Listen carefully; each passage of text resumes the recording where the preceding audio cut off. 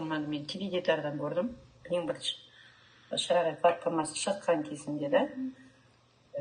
Білмеймін, соткіден көп байқамаған сияқты, бастапқыда теледидардан хабар берді, содан кіріп, бірден тек нестен кіріп, алғашқысында тек 1 айға кірдім, кейін 1 жылға кірдім.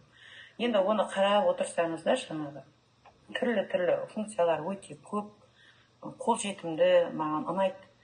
Кез келген тапсырманы дидактикаға да айналдырып жіберуге болады да.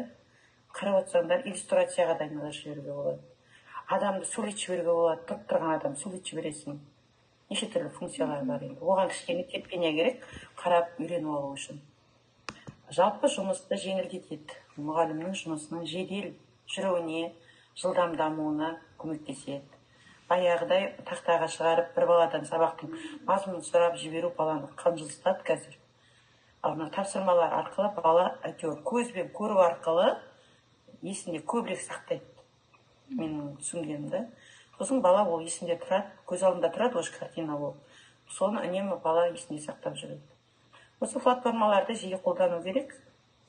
Енді өз басым бәрін бірдей қамтымаймын да, жаңа үшкір тапқыр, үшкір ой дегендерді тиімді үзіліс ретінде пайдаланамын көбіне.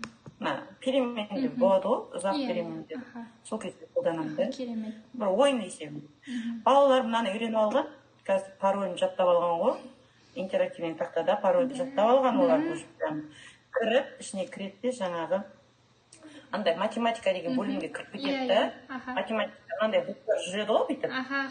Бұлттар істеді, соны басып, апай қойышы көбейтуді не істейікші деп та. Сосын айтам, қасқана тақтап отырсыңдар бүгін, 1,5 миллион қалған мектептің. Сосын қоя тұрыңдар деп жаңағы. Балалар өзі қызығады сол ойынға, өздері қолмен басып орындауға.